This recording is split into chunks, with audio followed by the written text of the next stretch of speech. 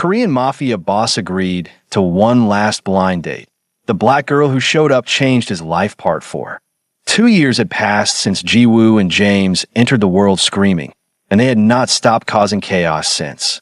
Nia stood in the wreckage of what used to be their living room. Throw pillows scattered like casualties of war, juice boxes leaking onto the hardwood floor, and somehow, inexplicably, spaghetti on the ceiling. Ow! She asked the universe, her twins, and possibly God. How is there spaghetti on the ceiling? We had spaghetti 3 days ago. Ji-woo, who'd inherited her mother's attitude and her father's strategic thinking, looked up from where she was reorganizing Minasio's laptop with stickers. Art project. That's not an art project. That's a biohazard. James, quieter but infinitely more destructive, was in the corner systematically removing batteries from every remote control in the apartment. When Nia approached, he smiled. Min-jae's smile, which meant he knew exactly what he was doing and had zero regrets.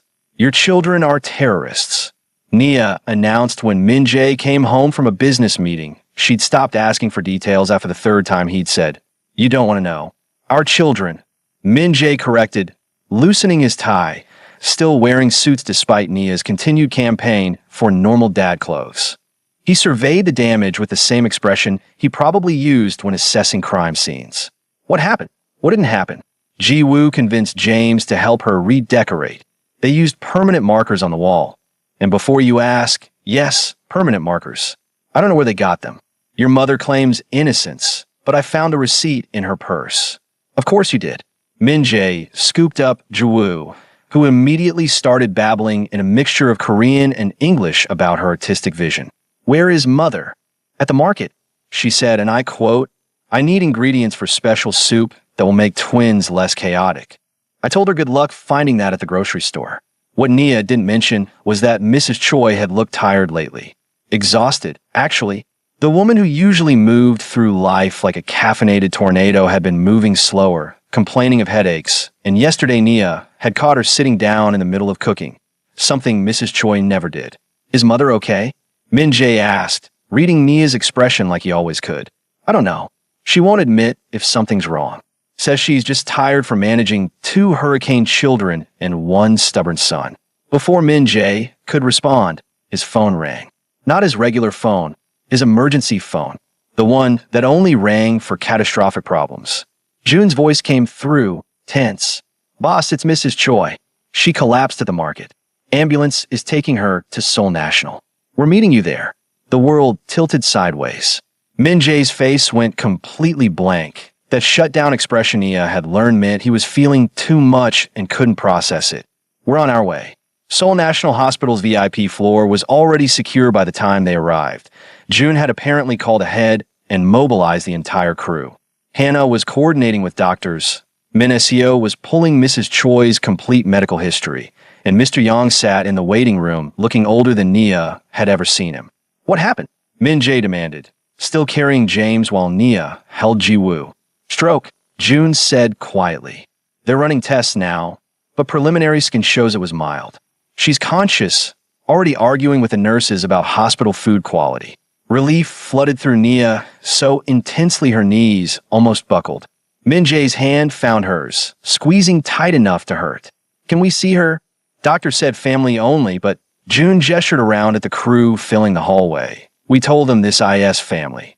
They stopped arguing after Hannah explained our definition of family. Mrs. Choi looked small in the hospital bed. Wrong, because Mrs. Choi was never small. She was a force of nature compressed into a 4'11" package. But now she just looked tired and fragile and human. "Stop looking at me like I'm dying," she said in Korean the moment they entered. "I'm fine. Stupid body just needed a rest." Doctors are being dramatic. "Mother," Min-jae's voice cracked. He set James down carefully, and both twins immediately climbed onto their grandmother's bed, despite the nurse's protests. "How me any?" Ji-woo patted Mrs. Choi's face. "You sick? Just a little tired, sweet girl. How me any is getting old." "You're not old," Min-jae said fiercely. I'm 68 years old, Min-jae, and I've been running full speed since you were born. Maybe it's time to slow down. Just a little." Mrs. Choi looked at Nia, then at her son. "The doctor says I need to reduce stress. Rest more. Stop trying to control everything." "That's impossible," Nia said. Controlling everything is your love language. This is true. Mrs. Choi smiled weakly. But perhaps I can learn to delegate. Let you two parent without my constant supervision. Min Jae sat on the edge of the bed, careful not to jostle the IVs. You've been taking care of everyone else. Let us take care of you for once. Who will cook? Who will watch the twins? Who will make sure you're eating properly and not just living on convenience store kimbap? We'll figure it out. Nia interrupted firmly. You've spent 2 years making sure we survive parenthood. Now it's our turn to make sure you survive whatever this is. Deal. Mrs. Choi looked between them. Her son, who'd built an empire but still needed his mother. Her daughter-in-law, who'd somehow become the daughter she'd never had. And her grandchildren, already falling asleep against her sides like tiny, chaotic angels. Deal, she whispered. But I'm still planning Ji-woo and James's 3rd birthday party. I already have Pinterest boards. Of course you do, Min Jae said, but he was smiling through tears. James, half asleep, mumbled something that sounded like "How many stay?" And Mrs. Choi, the tiny dictator who'd orchestrated blind dates and weddings and entire criminal empire politics, cried, "How many stays? How many always stays?" Outside, Seoul glittered with its usual chaos. Inside, a family held together, messy, complicated, and absolutely refusing to let go. Hooked, right? Where in the map are you watching from?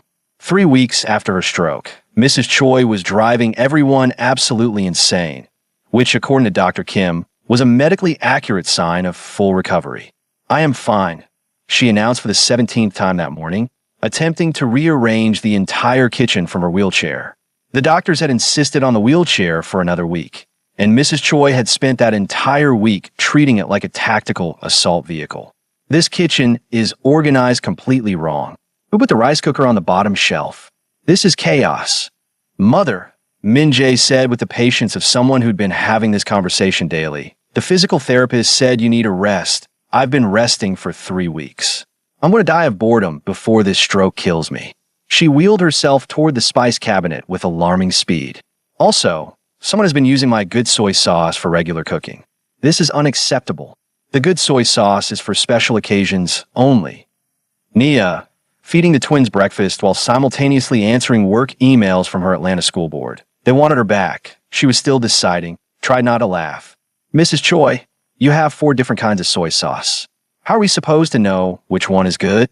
The expensive one, in the back, with a label I specifically wrote, do not use for regular cooking in 3 languages.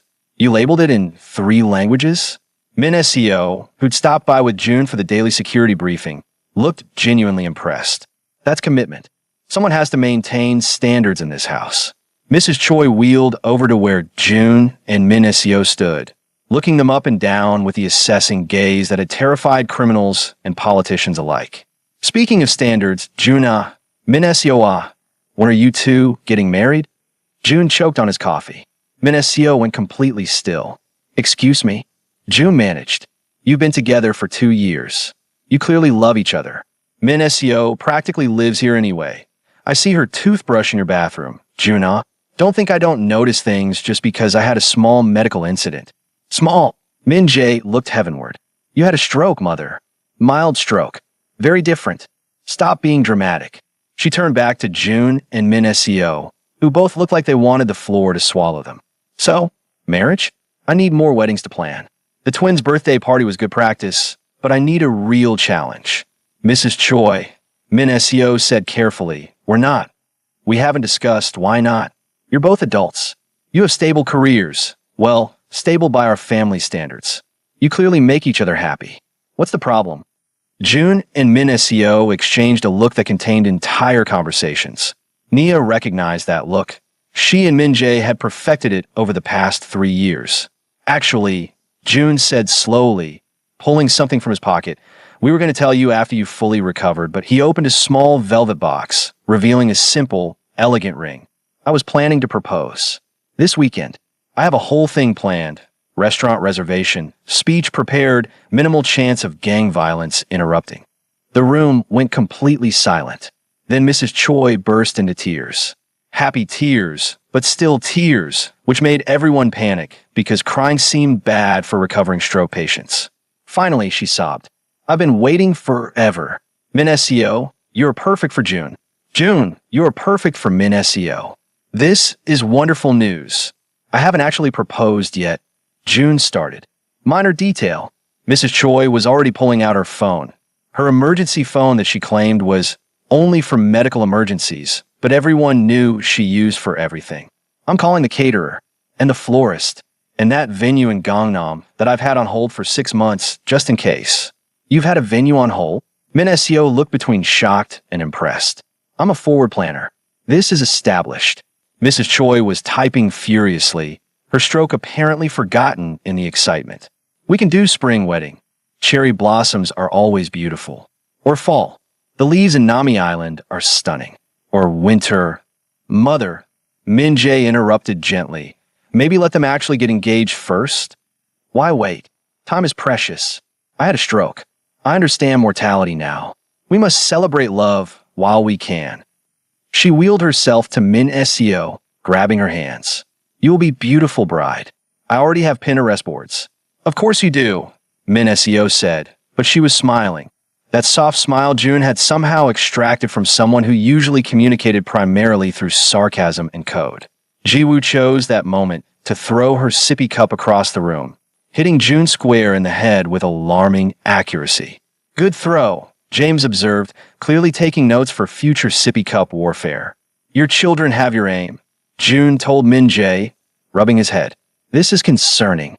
Your children are perfect, Mrs. Choi corrected. Advanced motor skills. Very intelligent. They will be excellent ring bearers at June and Min SEO's wedding.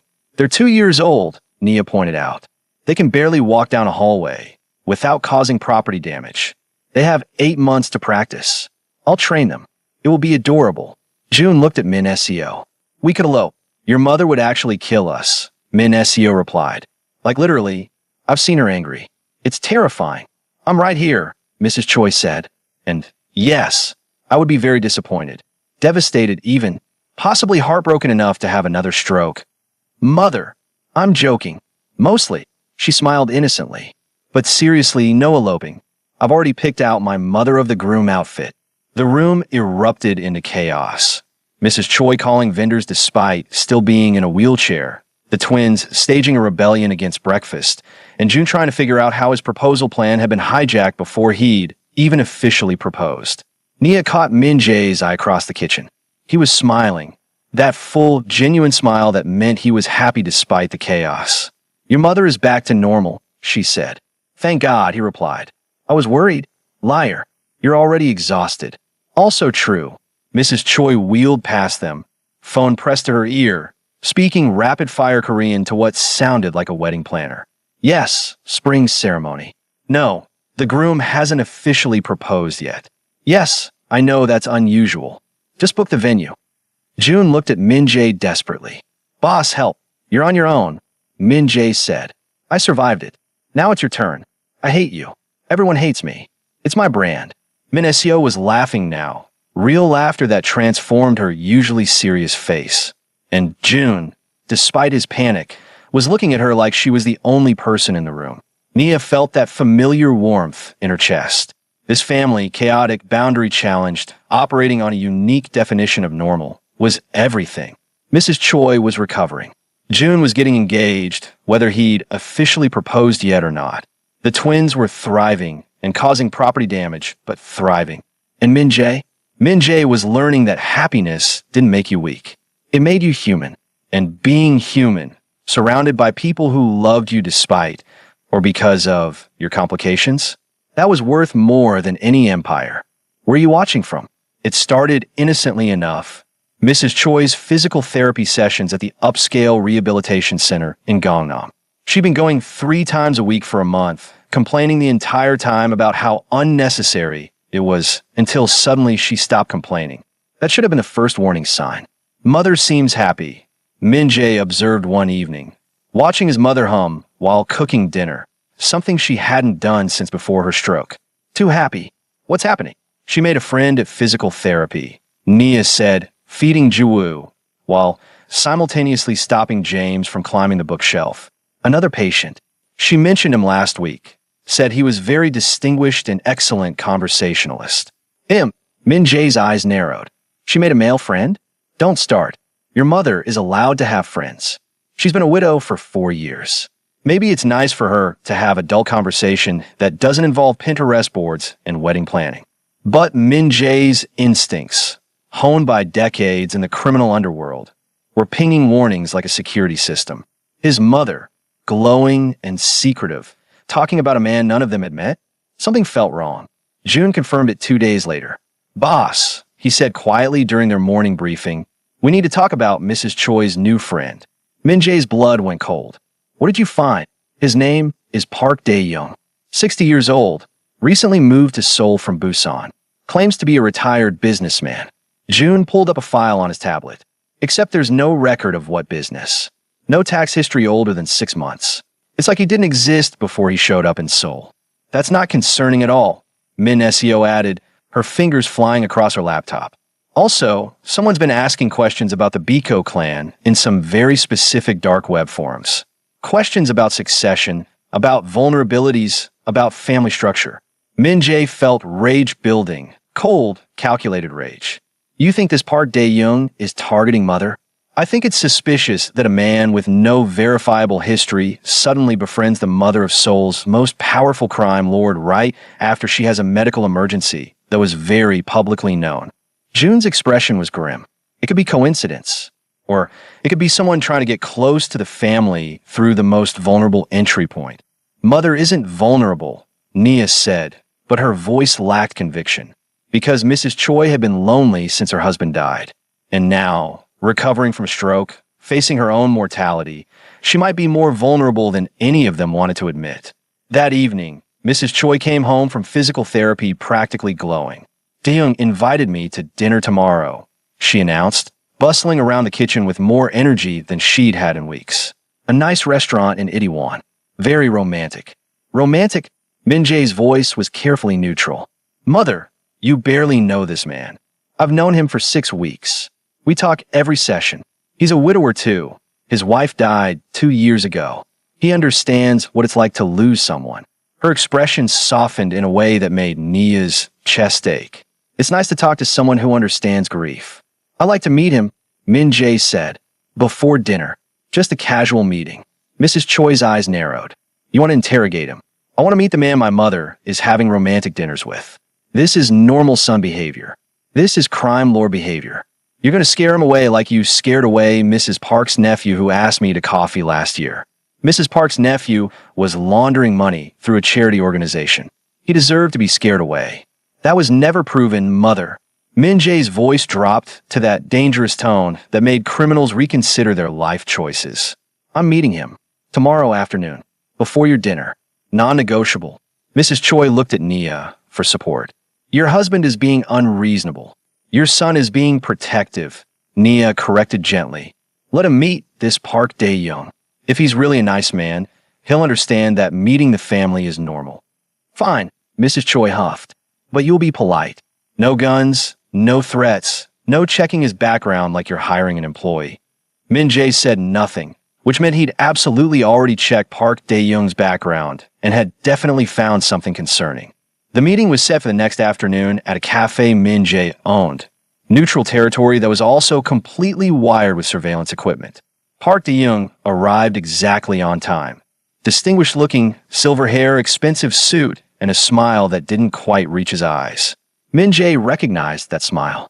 He'd worn it himself countless times. The smile of someone playing a role, calculating angles, hiding intentions. "Mr. Park," Min Jae said, shaking his hand while cataloging everything. The calluses that suggested weapon training, the way his eyes scanned the room, identifying exits, the slight bulge under his jacket that could be a gun or could be nothing. "Thank you for meeting with me." "Of course. Son, he has told me so much about you." Park Dae-young's Korean was Seoul dialect, but something felt off. Too practiced, like someone who'd learned to hide an accent. "She's very proud of her son, and she seems quite fond of you." Min Jae sat across from him, every sense on high alert. "Tell me about yourself. Mother mentioned you're from Busan." "Originally, yes. I moved to Seoul for a change of scenery. Fresh start after my wife passed. I'm sorry for your loss. What business were you in?" "Import-export. Nothing as successful as your enterprises, I'm sure." Park smiled, and there it was, the flash of something predatory.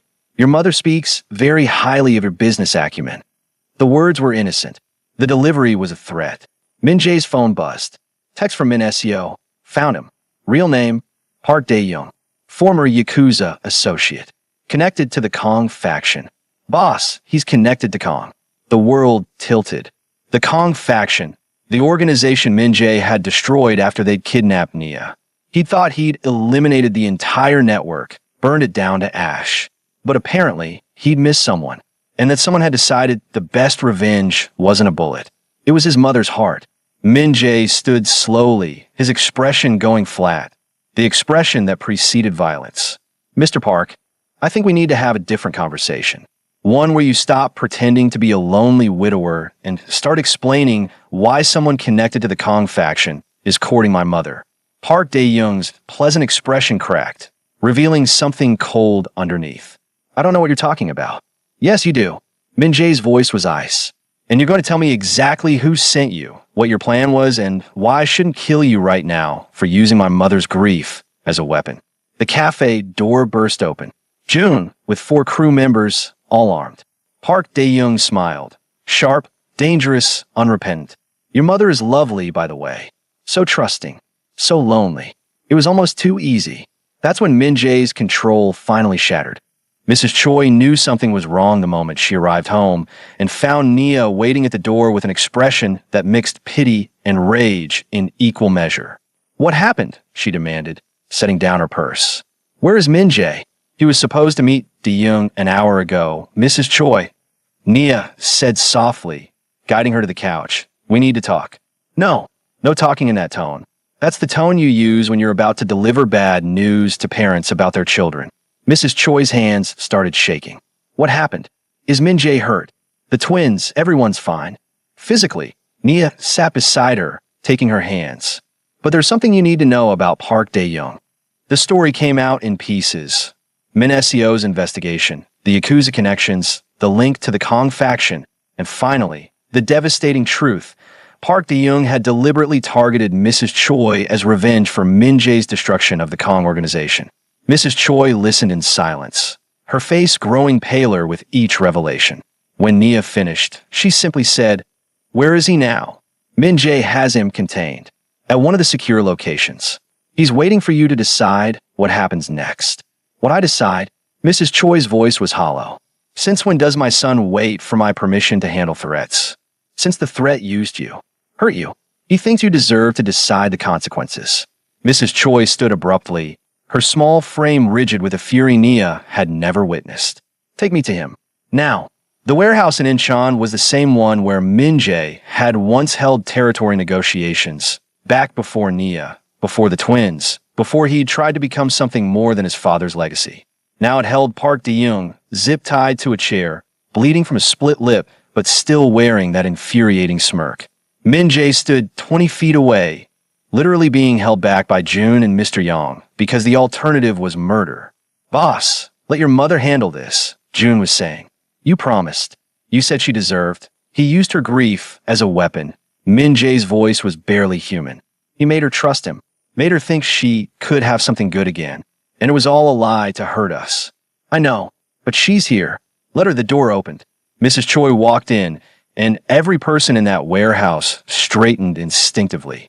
Because tiny Mrs. Choi, recovering stroke patient, Pinterest enthusiast, and wedding planner extraordinaire, suddenly looked like exactly what she was.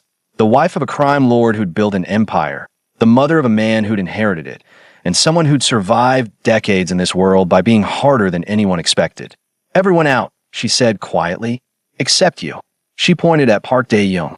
You stay. Mother, Min Jae started. Out. Her voice cracked like a whip. This is between me and the man who made a fool of me.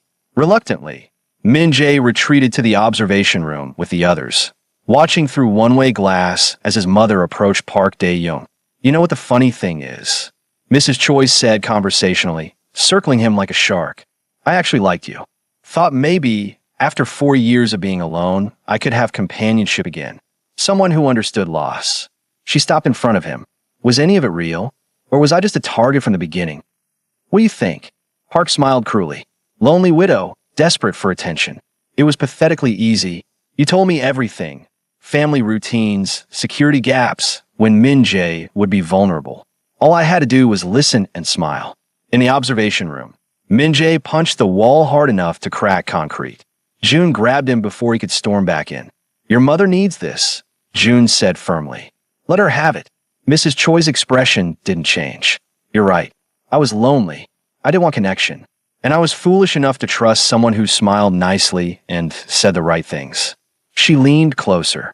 But you made a critical miscalculation. Oh, and what's that? You thought I was weak, vulnerable, an easy target. Her smile was surgical. But I was married to the most dangerous man in Seoul for 35 years. I raised a son who built an empire on fear and strategy.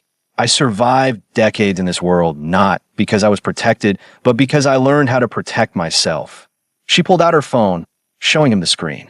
See this? This is a recording of our entire relationship. Every conversation, every romantic walk, every moment you thought you were manipulating me. I've been recording everything since our third physical therapy session. Park's smirk faltered. You see, my daughter-in-law taught me something important. Documentation is power. And my son's tech specialist, lovely girl, marrying June next spring, taught me how to upload recordings automatically to secure servers with time-delayed releases. Mrs. Choi's voice was ice. That recording is currently scheduled to send to every Yakuza faction in Japan, every crime organization in Korea, and Interpol in exactly, she checked her watch, 6 hours. Unless I cancel it. You're bluffing. Am I? You clearly didn't research me very well. I was a prosecutor before I married. I know how evidence works. I also know how organized crime works. They don't tolerate sloppiness. And you, Park Dae-young, have been very sloppy. The observation room was dead silent. Even Min Jae looked shocked. Here's what's going to happen, Mrs. Choi continued. You're going to tell my son everything. Who sent you, what the remaining Kong faction is planning, every contact you have. Then you're going to disappear. Not die, that would be too easy. You're going to live, knowing that every criminal organization in Asia has you marked as incompetent and compromised. You'll spend the rest of your life looking over your shoulder, having failed the people who sent you. And if I refuse, then the recording goes live, and I let my son do what he's been wanting to do for the past hour. She smiled pleasantly. Trust me, his way is much less comfortable than mine. Park Dae-young stared at this tiny woman who just dismantled his entire operation with recordings and threats. And finally, his arrogance cracked into fear. You're insane, he whispered. No, I'm a mother protecting her family. Mrs. Choi turned toward the observation window. Min Jae, you can come in now. Mr. Park has decided to cooperate. The door burst open. Min Jae looked at his mother with something between awe and terror. You recorded everything. Of course. You think I survived your father by being naive. She patted his cheek. Now get what you need from him, then make him disappear. I have a wedding to plan and grandchildren who need dinner. She walked out of the warehouse with her head high, leaving behind a room full of hardened criminals who would never, ever underestimate her again. We're watching from. 1 week after the Park Dae-young incident, Nia found Mrs. Choi sitting in the dark nursery at 3 a.m., watching the twins sleep with an expression that broke her heart. Can't sleep? Nia asked softly, settling into the chair beside her. I keep thinking, what if he had hurt them? Mrs. Choi's voice was small, stripped of its usual authority. What if my loneliness had put my grandchildren in danger? What if, stop, Nia grabbed her hand. You didn't know. And the moment you suspected something was off, you documented everything. You protected this family, Mrs. Choi. You were brilliant. I was a fool who wanted to believe someone could love me again. You were human. There's a difference. Mrs. Choi wiped her eyes angrily. I don't have time to be human. I have to be strong. For Min Jae. For the twins. For yourself? Nia interrupted firmly. Mrs. Choi, you had a stroke 4 months ago. You almost died. Then you found out someone used your grief as a weapon. You're allowed to feel things. You're allowed to be sad. I don't do sad. Sad is weakness. Sad is human. And you know what humans do when they're struggling. Nia pulled out her phone. They go to therapy. I've already made you an appointment with Dr. Yoon. She's excellent, completely confidential. And before you argue, Min Jae is going too. My son is going to therapy? Your son has unresolved trauma from his father's death. abandonment issues, and a tendency to respond to emotional situations with violence. Yes, he's in a therapy. I told him it was non-negotiable if he wanted to stay married.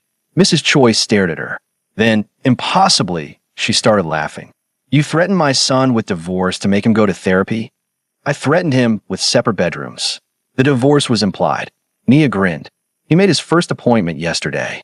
Now it's your turn. What if I refuse? Then I'll tell the twins that Halmini doesn't want to talk about her feelings, and we'll let Jiwoo ask you questions about emotions for 3 hours straight. Your choice. Mrs. Choi looked at the sleeping twins. Jiwoo sprawled dramatically across her crib like she was protesting sleep itself. James curled up with the stuffed tiger June had given him. That's blackmail. I learned from the best. Nia squeezed her hand. You're not alone, Mrs. Choi. You have us. All of us. Let us help. Min-jae's first therapy session was, according to June who'd driven him, like watching a cat get a bath. Painful for everyone involved. She asked me about my feelings, Min-jae said that evening, looking genuinely traumatized. For an hour. Just feelings. How I felt about things. Why I felt that way. What feelings meant. That's kind of what therapy is, Nia said, trying not to laugh. It's torture.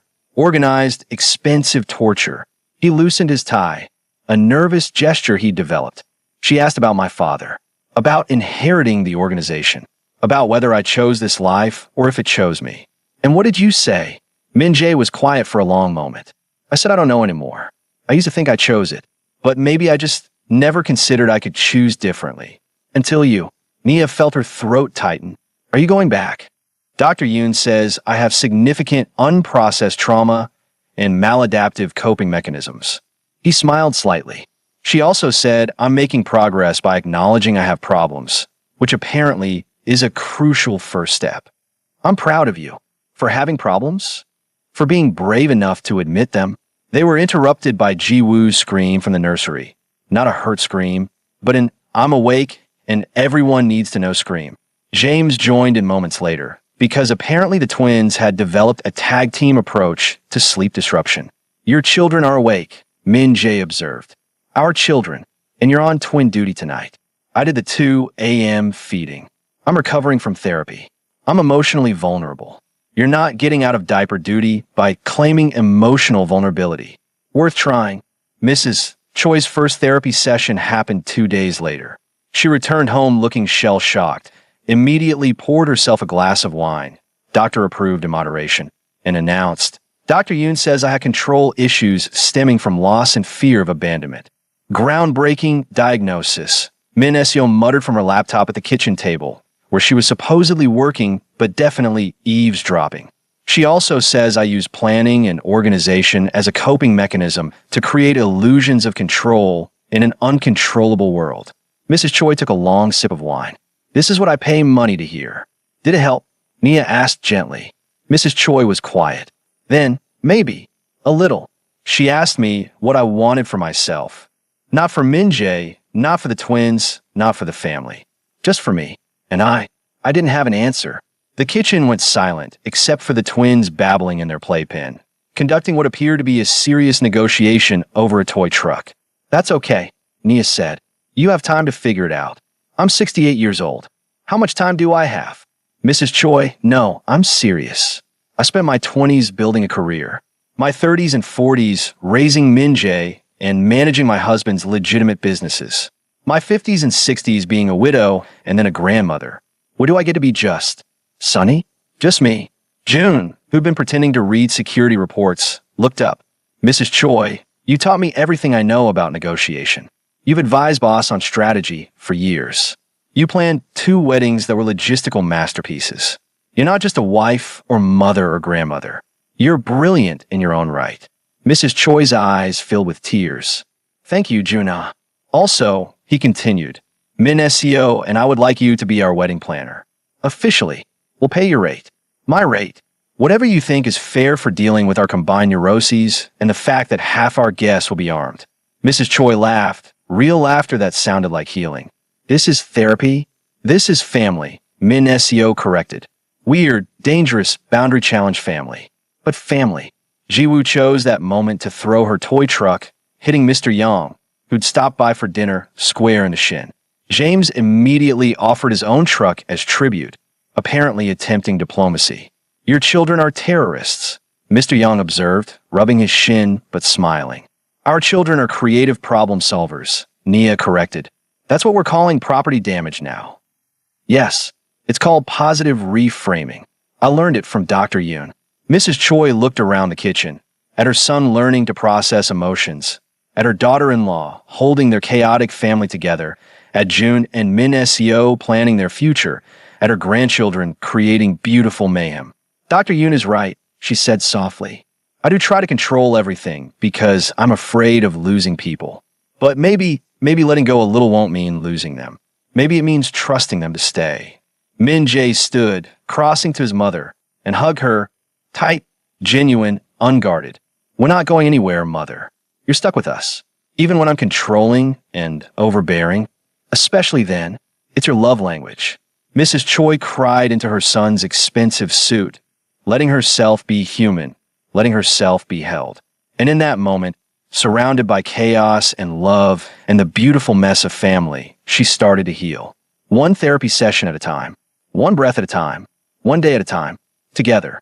The day of June and Min Seo's wedding arrived with all the grace of a tactical military operation, which made sense, considering half the guests were armed and the other half knew how to hide bodies. I can't believe we're doing this, June said, standing in the groom's suite at the venue Mrs. Choi had selected and paid for, despite their protests. He was adjusting his tie for the 17th time, looking more nervous than he'd ever been during actual gunfights. You're not backing out, Min Jae said firmly, fixing June's tie because his second-in-command's hands were shaking. You love her. She loves you. Mother has planned this for 8 months and will literally kill us both if you run. I'm not running. What if I mess this up? You won't. What if she realizes she can do better? She can't. You're disgustingly perfect for each other. Min Jae stepped back, studying his friend, his brother in everything but blood. June, you've had my back for 15 years. You've saved my life more times than I can count. You can handle getting married. Getting shot, that is easier than feelings. Agreed. But unfortunately, marriage requires feelings. Trust me, I checked. A knock on the door revealed Mr. Yang, looking distinguished in his suit, followed by Hannah and 3 other crew members who'd apparently decided they were all part of the groomsmen now. Boss, Mrs. Choi is asking if we're ready, Hannah said. Also, Ji-woo just tried to eat the flower arrangements, and James somehow reprogrammed the sound system to play Baby Shark. So, normal wedding things. Min Jae closed his eyes. Where is Nia? Wrangling the twins while simultaneously trying to keep Mrs. Choi from rearranging the entire seating chart 30 minutes before the ceremony. Hannah grinned. Your wife is a saint. Tell me something I don't know. The ceremony was beautiful in that chaotic, slightly dangerous way that characterized everything about their family. The venue, a traditional Korean garden with a modern pavilion, was decorated with enough flowers to supply a small funeral home. Mrs. Choi's words. We celebrate big or we don't celebrate at all. Min Seo looked stunning in a custom hanbok that somehow managed to be both traditional and edgy, her purple streaked hair styled elegantly. She walked down the aisle alone. No father to give her away because, as she told Mrs. Choi, I give myself away to no one. I choose to share my life with June. Big difference. Mrs. Choi had cried for 20 minutes after hearing that. June looked like he might pass out when Min Seo appeared. His usual stoic expression cracked completely, tears streaming down his face as he watched the woman he loved walk toward him. He's crying, Rookie Kim whispered loudly. June's crying. This is historic. Shut up, or I'm demoting you, June said without looking away from Min Seo, which only made everyone laugh. The officiant, a friend of Mrs. Choi's who'd known both June and Min Jae since they were teenagers, smiled. We're gathered here today to witness the union of 2 people who probably know more illegal secrets than anyone should, but who love each other despite, or because of, the chaos they've survived together. Unconventional, Min Seo's best friend muttered from the front row, but accurate. The vows were perfect. June, who'd apparently been secretly romantic this entire time, spoke about how Min Seo had hacked through his emotional firewalls and debugged his trust issues. Min Seo talked about how June had provided security, not just physically, but emotionally, creating safe space for her to be herself. There wasn't a dry eye in the venue, and these were hardened criminals who'd seen everything. When they kissed, the garden erupted in cheers loud enough to violate several noise ordinances. Jiwoo screamed, "Yucky," at the top of her lungs while James clapped enthusiastically, having no idea what was happening but enjoying the energy. The reception was where things got truly chaotic. Mrs. Choi had outdone herself. A feast that combined Korean and Western cuisine, an open bar that was definitely going to lead to poor decisions, and a DJ who'd apparently been briefed on the guest list's eclectic musical preferences. Speech. Speech. The crowd chanted when it was Min Jae's turn as best man. He stood reluctantly, looking at June and Min Seo at the head table, and felt emotion catch in his throat. June has been my brother for 15 years. He saved my life, kept me sane, and only threatened to quit approximately 700 times. Laughter rippled through the room. When I met Nia, June was the first person to tell me I was in love before I even knew it myself. He's always seen things clearly, even when I couldn't. He turned to Min Seo. And you somehow convinced this workaholic, emotionally constipated bodyguard to believe in love. That's more impressive than any hack you've ever pulled off. More laughter. You two are perfect for each other. You're both brilliant, loyal, and just damaged enough to understand each other's chaos. He raised his glass. To June and Min Seo. May your marriage be filled with love, laughter, and minimal gang violence. Minimal, someone yelled from the back. I'm being realistic, Min Jae replied. The toasts continued. Hannah told embarrassing stories about Min Seo's college hacking days. Mr. Yang shared memories of young June, trying to prove himself to Min Jae's father, and Mrs. Choi gave a 15-minute speech that included a PowerPoint presentation about marriage advice and future grandchildren expectations. Did your mother just PowerPoint their wedding reception? Nia whispered to Min Jae. She's been working on that presentation for 6 months. I tried to stop her. I failed. When it was time for the first dance, June pulled Min Seo close, and they swayed to music that was definitely too fast for slow dancing, but they didn't care. I love you, June said, loud enough for the front tables to hear. I know, Min Seo replied. I hacked your search history. You've been Googling how to be a good husband for 3 months. That's a violation of privacy. That's marriage, baby. Get used to it. Jiwoo and James, having escaped Nia's supervision, ran onto the dance floor and started their own interpretive dance that looked like a combination of martial arts and seizures. The crowd cheered. Other children joined. Soon the dance floor was half elegant couples and half toddlers, causing beautiful chaos. Min Jae found Nia at their table, watching the scene with tears in her eyes. Happy tears or overwhelmed tears? He asked. Both. All the tears. June and Min Seo are married. Your mother pulled off another impossible event. Our children are somehow leading a toddler dance revolution. This family is insane. Completely. I wouldn't change any of it. Me neither. They watched their family, blood and chosen, legal and criminal, conventional and absolutely chaotic, celebrate love in all its messy, beautiful forms. Mrs. Choi appeared beside them, slightly drunk on champagne and success. Beautiful wedding, yes? The best, Nia agreed. Good, because I'm already planning anniversary party for next year. She pulled out her phone.